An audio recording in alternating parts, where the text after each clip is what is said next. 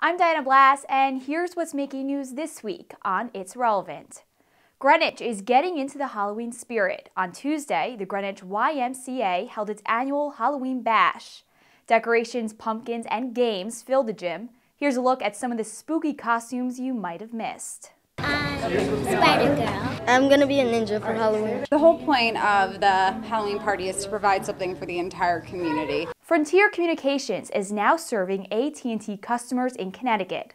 AT&T's $2 billion sale of its internet, phone, and TV services became effective just last week. And on Tuesday, the merger was officially celebrated at its new headquarters in Stamford. This week marks another milestone for Frontier.